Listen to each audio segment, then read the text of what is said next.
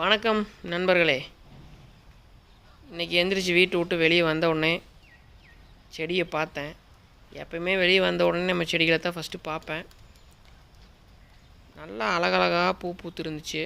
அது டெய்லியும் இவ்வளோ பூ பூக்கிறதில்ல, ஒரு நாளைக்கு 4-5 பூ இருக்கும். இன்றைக்கி கொஞ்சம் அதிகமாகவே இருந்துச்சு.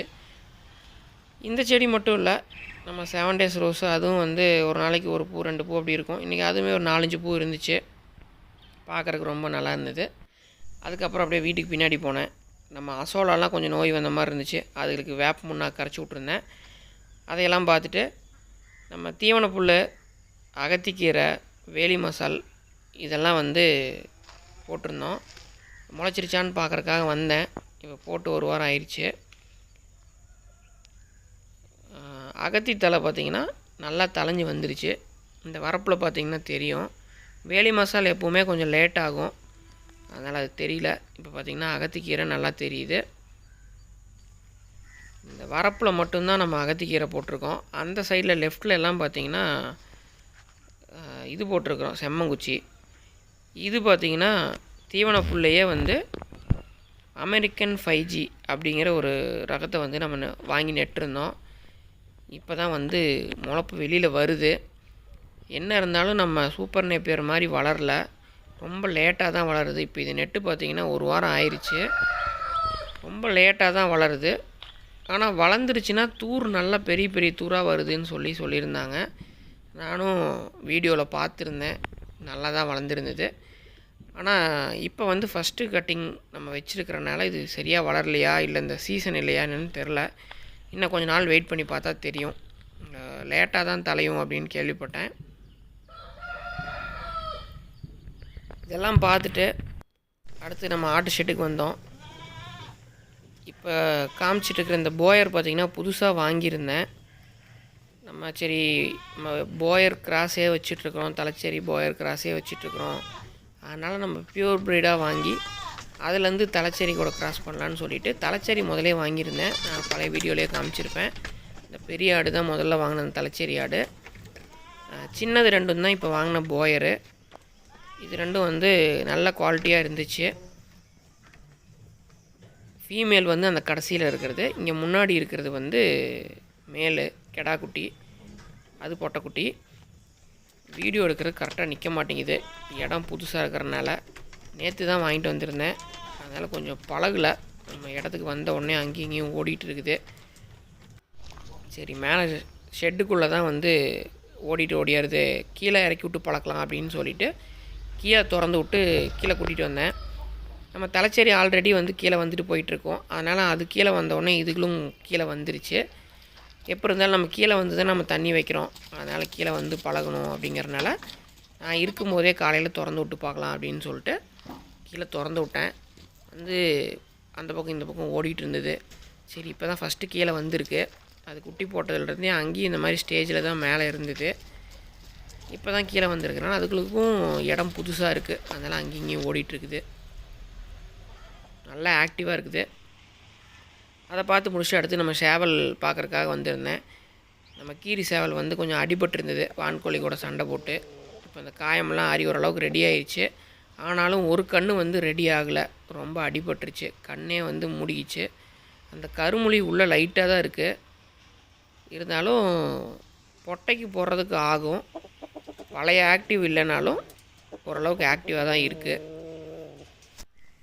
இதெல்லாம் பார்த்துட்டு நேற்று கம்மந்தட்டு அறுத்துட்டு வச்சது அப்படியே இருந்தது. ஒரு செம அப்படியே போடாமையே வச்சுருந்தாங்க. சரி, எடுத்து போட்டு விடுவோமேனு எல்லாத்துக்கும் எடுத்து கொஞ்சம் கொஞ்சம் போட்டேன். நம்ம மகாவுக்கு அந்த முகர கயிறு இந்த பெல்ட்டில் வாங்கிட்டு வச்சுருந்தது, ரொம்ப நாளுக்கு முன்னாடியே வாங்கிட்டு வச்சுருந்தேன். சரி, போட்டு விடுவோமேனு எடுத்து போட்டு விட்டேன். எல்லா மாடு காளை எல்லாத்துகளுக்கும் ஒவ்வொரு கத்த அளவுக்கு கொஞ்சம் கொஞ்சம் ஒவ்வொரு புடி எடுத்து போட்டிருந்தேன். கம்மந்தட்டு நல்லா சாப்பிடுது.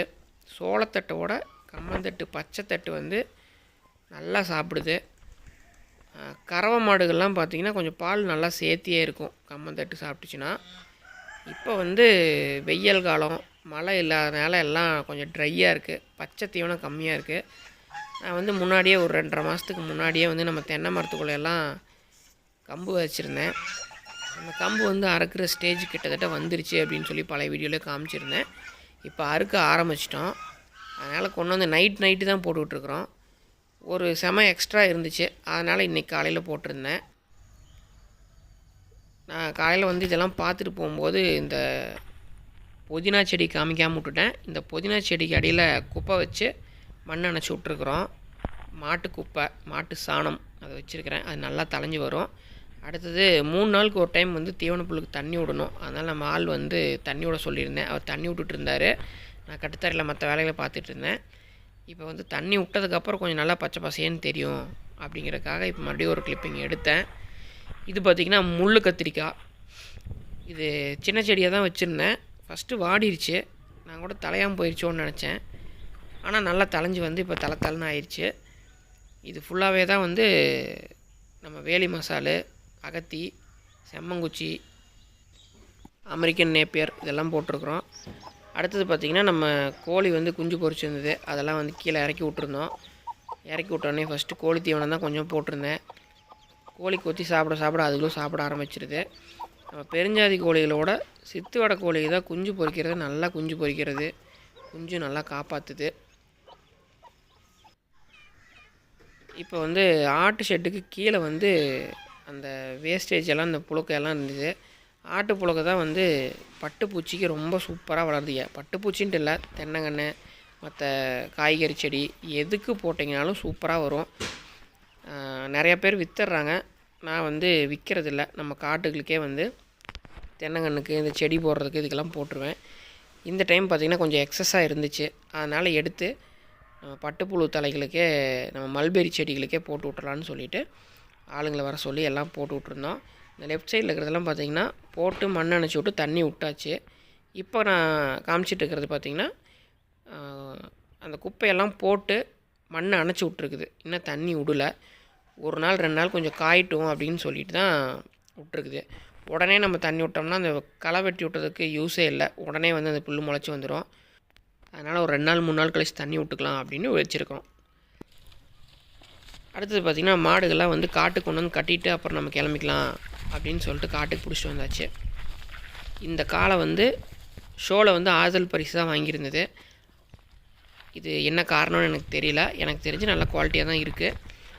இருந்தாலும் இதோட நல்ல காளைகள்லாம் நிறையா வந்திருந்தது. இது வந்து அந்த முகரக்கயிறு வந்து ஒரு 4-5 நாளுக்கு முன்னாடி அந்த ஷோ கொண்டு வரதுக்கு முன்னாடி தான் வந்து அவுத்திருந்தோம். அதனால் கூட ஒரு சிலது மூக்கணாங்க வயிற்றில் போட்டனால தலையை குமிஞ்சிட்டு நிற்கலாம், கொஞ்சம் ஸ்டெடியாக இல்லாமல் இருக்கலாம். அது கூட ஒரு காரணமாக இருக்கலாம். அங்கே ஷோக்குள்ளே வந்து பிடிச்சிட்டு நிற்கும் போதே கீழே குமிஞ்சிட்டே தான் நின்றுட்டு இருந்தது. இப்போ பார்த்திங்கன்னா கொஞ்சம் நல்லா நிமிர்ந்து நிற்கிது. இன்னொரு 10-15 நாள் ஆச்சுன்னா நம்ம எல்லா மாடுகளும் எப்படி நிற்கிதோ அந்த மாதிரி தெளிவாக நிற்கும். எந்த மாடாக இருந்தாலும் எந்த காளைகளாக இருந்தாலும் முகர கயிற்றுலேருந்து மூக்கணாங்கயத்தில் போடும்போது ஒரு வாரத்துக்கு கொஞ்சம் முன்ன பின்ன தான் இருக்கும்.